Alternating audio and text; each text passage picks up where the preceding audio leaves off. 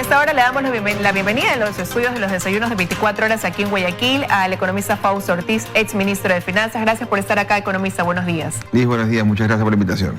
Bueno, el Fondo Monetario Internacional anuncia un nuevo desembolso de dinero por más de 250 millones de dólares a 10 años plazo, con una tasa del 3.2%, que el ministro de Finanzas ha calificado como inigualable, al mismo tiempo que presentó un informe sobre las medidas que ya ha venido adoptando el gobierno. Empiezo preguntándole cómo califica usted este nuevo desembolso, qué mensaje nos da el hecho de que este organismo multilateral de crédito nuevamente pues efectúe dicho desembolso, y también en qué debería ser invertido este dinero. Sí, es un programa a 3 años que debe completar algo así como unos 10.700 millones de dólares, que arrancó con 700 millones en el mes de marzo de este año, y que cada trimestre de ahí para adelante, y el primero acaba de terminar en el mes de marzo, cada trimestre el gobierno tiene que pasar evaluaciones del Fondo Monetario y va a recibir 250 millones de dólares. La información que revisó el Fondo Monetario es el primer trimestre del 2019 y estará haciendo desembolso en estos días. Por el mes de agosto vendrá otra misión para revisar el segundo trimestre de este año y seguramente volveremos a recibir 250 millones, que forma parte de los 4.700 millones que el Fondo Monetario tiene que darnos de acuerdo al programa que se ha pactado con ellos. Esta primera revisión, el país la pasó bastante bien. Por ahí hubo un par de observaciones a las políticas y a las metas que había que cumplirlas, pero en general pasó bien. Yo creo que la siguiente revisión, cuando miren las cifras de junio de este año, quizás también podemos pasar sin mayor dificultad. La revisión compleja es la de diciembre, porque ya en ese momento habrán transcurrido 3 trimestres del año en análisis, y entonces ahí van a empezar a salir ciertas cosas que son difíciles de manejar en la parte fiscal, porque lo que estamos viendo hasta ahora es un atraso en la ejecución del gasto de capital, tratando de esperar un momento para hacerla al final del año. Y esa revisión de diciembre será la crítica en el programa con el Fondo Monetario. Ahora, este informe, esta evaluación, como usted dice, tiene más aspectos positivos, sin duda alguna, y alguna que otra observación de cosas que todavía piensan ellos el Ecuador ya debería haber ejecutado. Pero dentro de esas cosas positivas, destacan los esfuerzos del país por corregir las cuentas fiscales. ¿Usted coincide con esta apreciación que tiene el fondo de que hay por parte del gobierno efectivamente estas medidas encaminadas a corregir estas cuentas? Sí, el Fondo Monetario tenía en la parte fiscal metas trimestrales. El primer trimestre señalaba que debía tener un superávit de 277 millones de dólares y el superávit solamente fue 140 millones de dólares, por lo tanto se quedó un poco corto. No muy mal, pero corto. Para el segundo trimestre la meta es que sean 600 millones de superávit. Para el tercer trimestre un superávit de 300 millones. Y para el último trimestre quizás un déficit de unos 600 millones de dólares. Es decir, en conjunto eso debería terminar en un déficit fiscal esperado para lo que se llama sector público no financiero de 0.3% del Producto Interno Bruto. El fondo ha dado ahí cierta holgura en esta revisión, porque la meta inicial era que el déficit fiscal termine en 0%, es decir, ahora ha pasado de 0 a 0.3. De alguna forma recoge la dificultad que tiene el gobierno de hacer un recorte del gasto. ¿Y qué es lo que el gobierno dice al fondo? Mira, no puedo hacer este ajuste. Y dice, no puedo hacer el ajuste en el gasto personal. Porque la meta del gasto personal era recortar 0.5% del Producto Interno Bruto, entiéndase unos 600 millones de dólares en nómina, y dice no puedo recortarlo, no lo voy a poder hacer este año, bájame la meta de 0.5 a 0.2 y yo voy a hacer la diferencia en el año 2020. Pero casi imposible que se pueda dar ese recorte de nómina.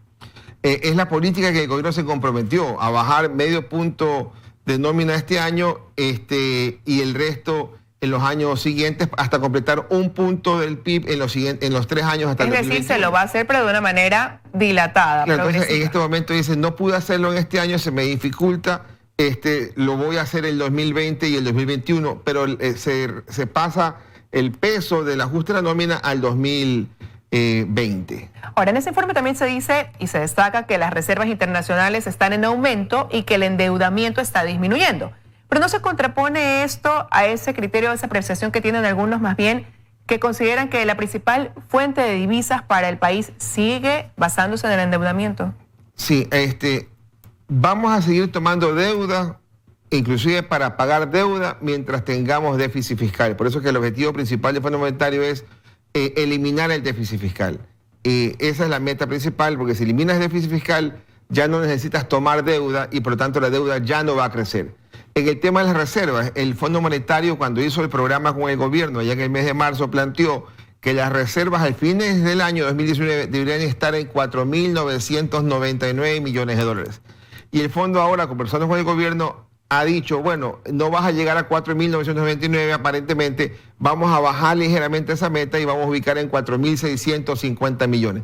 Es una meta, si bien es cierto que se ha reducido un poco, pero es una meta que sigue siendo compleja, dura de atender. ¿Por qué? Porque si uno dice, ¿cuál es el nivel de reserva al mes de junio de este año? Es 4.000 millones de dólares. ¿Cuál era el nivel de reservas el mes de junio del año pasado? Básicamente los mismos niveles de 4.000 millones.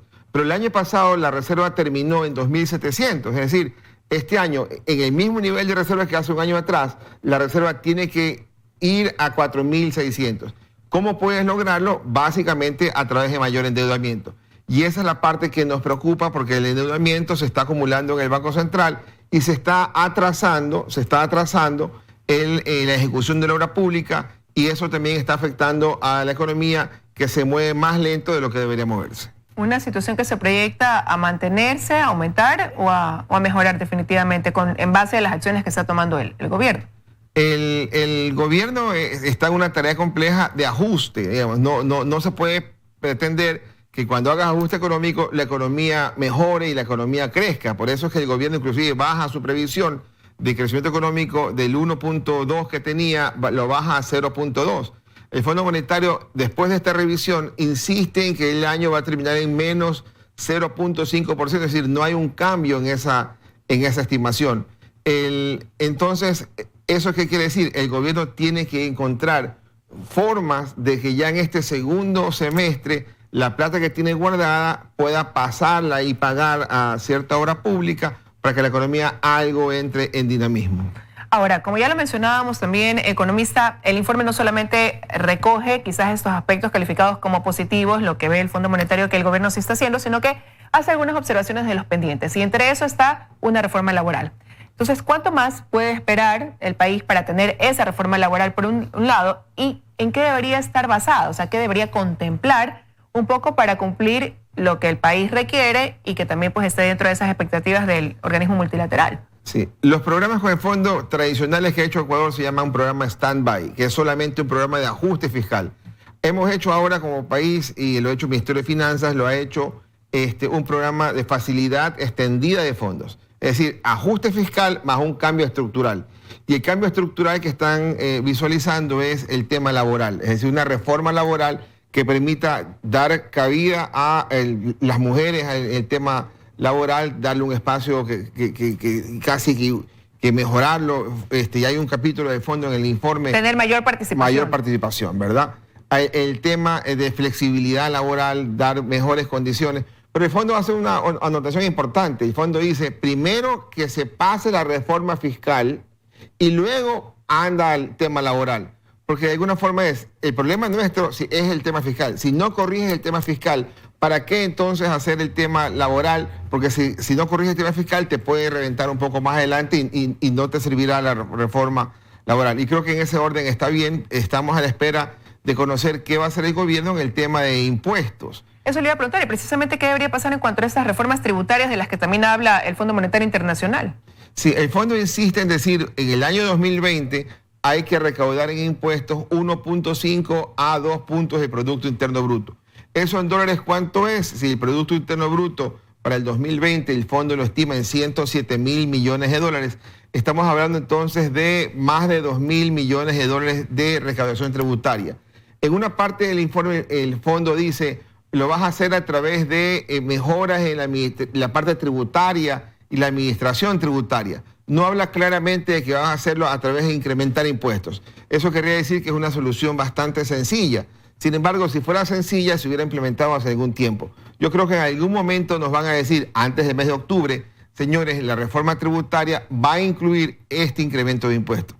¿Cuál es la desventaja? Que el gobierno, si ha pateado hacia adelante el tema de recorte del gasto corriente, pero podría no querer patear hacia adelante el tema de incrementar impuestos. Incrementar impuestos que podrían girar en torno quizás a subir algún porcentaje del IVA, algún punto del IVA, o eso usted cree que está completamente descartado? Yo creo que eso es el tema que está en la mesa, digamos. No lo ponen frontalmente, lo dicen de alguna forma, hay que mejorar los impuestos indirectos, la recaudación de impuestos indirectos, que eso es IVA, pero no le dan el nombre o el apellido. Pero hay que chequear si el gobierno dice, no, mis reformas administrativas me van a permitir esa mejora y voy a excluir esa posibilidad del IVA. Vamos a ver, un tema también que ha ocurrido es que el impuesto a la salida de divisas, que antes estaba ubicado como política y que se iba a hacer un ajuste para mejorar 0.2% en ese esquema del gasto, hoy día lo han eliminado. Pero dice que el gobierno está trabajando en ver cómo lo reduce, aunque la autoridad del Banco Central dice que por ella no tocaría el 5% porque teme que la plata salga del país. Pero bueno, ahí hay un punto de análisis y contraposición, porque por otro lado, ahora desde el Ministerio de Comercio Exterior, Producción y Pesca, sí se apoya esta medida de eliminar ese impuesto a la salida de divisas para poder fortalecer el sector exportador. Es un tema que esperan pueda entrar en debate pronto. Pero este tema de la reforma tributaria, de lo que tiene que ver con la variación de impuestos, la decisión que se vaya a tomar, sí sería considerado entonces en el análisis que hará el Fondo Monetario para el mes de diciembre antes de concluir el año. Claro, ahí ya esperarán ellos que haya un resultado en torno a este tema. Porque en diciembre tienen información bastante completa. 3 trimestres del tema fiscal, tienen ya la aprobación de la proforma presupuestaria del 2020 y para la aprobación de la proforma presupuestaria deben haber aprobado toda la reforma tributaria, con impuestos, con reformas administrativas, con IVA o sin IVA. Ya tendrán ahí la película completamente clara y podremos ver que superamos aquella meta, entonces lo otro ya será mucho más sencillo. Bueno, pero se podría decir entonces que al gobierno le tocaría tomar medidas que podrían ser consideradas duras, antipopulares por llamarlas de alguna manera, necesarias quizás, pero partiendo de eso, ¿cómo se proyectaría entonces ya el 2020 para el Ecuador? Sí, el 2020 en la meta inicial del mes, cuando se firmó la carta de intención, que fue en el mes de marzo, planteaba un superávit de 3.8% del Producto Interno Bruto para el año 2020, es decir, un superávit en dólares de unos 4.000 millones de dólares. Hoy día ese superávit en la estimación nueva lo bajan ligeramente a 3.2, es decir, quiere que haya un superávit, pero ligeramente más bajo que lo que estaba planteado originalmente, lo cual también forma parte de los acomodos de las políticas para pasar un poco más en el año siguiente, hacer menos recortes de gasto corriente, hacer más recortes en el gasto capital, al menos en este año. Y entonces eso está llegando a ir cambiando. Pero lo interesante en el programa con el Fondo Monetario y en la revisión es que la meta de largo plazo, aquella que dice que hay que bajar 5 puntos en el tema del resultado fiscal, mejorar 5 puntos, se mantiene intacto, siguen los mismos 5 puntos. Inclusive en el tema de la Reserva Monetaria Internacional, si bien es cierto ha cambiado el valor de 4.900 a 4.600, el año 2020 le exige más a la Reserva, que crezca más que lo que estaba presupuestado en el arranque. El 21 y el 22 y 23 le exige más, es decir, hay algún respiro en el año 2019, que es el primer año, pero vuelve a apretar para el año 2020. Bueno, iremos viendo cómo se van dando este cumplimiento y cómo continúa ese análisis que hacen estos organismos multilaterales una vez que han depositado nuevamente la confianza acá en el país. Quiero agradecerle su presencia esta mañana aquí en los desayunos de 24 horas, economista. Muchas gracias.